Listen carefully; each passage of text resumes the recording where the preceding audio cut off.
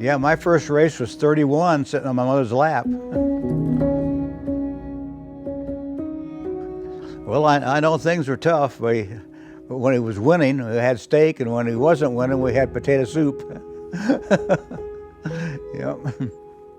I went on a road with him, and the deal was when you left the state, we lived in California, and when you leave the state and come back again, they'd put you back in the grade that you left in. So I was 3 years in the first grade. So that's when they started leaving me with the next door neighbors. And their names was Myers, M-E-Y-E-R-S. Yeah. And so I lived with the next door neighbors. And it was a pretty good life because they had a cabin cruiser. We'd go to Catalina Island on the weekends, and I had a good life growing up. So I can remember being down inside the third turn and watching him go through the turn, and he would lean way out of the car to the left side as he'd go through the turn. But that's about all I can remember of him racing. No, sometimes you have 2 or 3 cars, and he'd build a car in the garage, and he would hook a rope on the front of it, and my mother would tow him around the block with the plugs out and get the oil pressure up and put the plugs in, and she'd give him a tow, and he'd go down to the first block and make a right turn and come back up to the next one and down and back in and into the garage and load it on a truck and bring it back to Indy. He had a roadster. My dad had a roadster, and he'd come down Broadway and throw that thing sideways and then up into the driveway.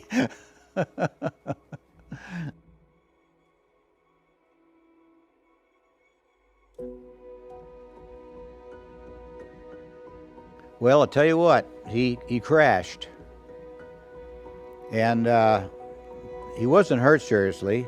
They took him to the hospital, and my mother was sitting there, and the old man Henry Ford was there. And he said, "Louis, when you going to quit driving these things?" And he says, "I think right about now when I can't keep it between the fences." He says, "Well, then I got a job for you." He says, "I want you to go out to the West Coast and find a company, and I want you to build all the Ford engines west of the Rocky Mountains." So my dad found the Studebaker plant was for sale. So he went to the Bank of America, and he was just a broke race driver, and he couldn't borrow the money to buy the Studebaker plant. So he went back to Henry Ford and told Henry that the Studebaker plant was for sale, but he didn't have the money to buy it. And Henry said, "Just a minute." He calls up Lou Welch, and he says, "Hey, Lou, do you want to still make pistons for me?" He said, "Yeah." He says, "Okay, then." He says, "You loan the money to Louis Meyer to buy the Studebaker plant." And that's as he did, and within 3 months, they was tearing down 100 engines, tearing down and assembling 100 engines a day, and 7,000 small parts, which is generators, fuel pumps, lining brake shoes. And he had 300 people working for him, but it was mostly all women because that was wartime, and so. We were going out to Gilmore Stadium.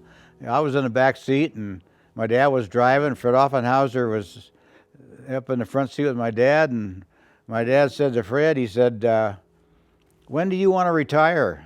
And Fred says, "Oh, I don't know." And my dad says, "Well, what if I buy your place?" And he said, "Would you sell it to me?" And Fred says, "Yes." So the deal was made right there. He said, "Okay."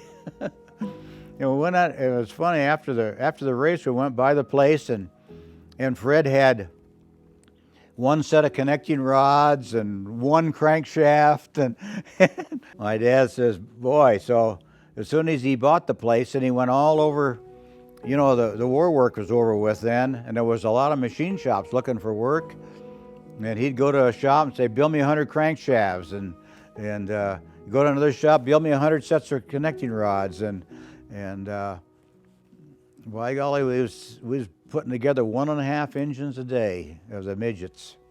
And that's when I went to work there at 16 years old.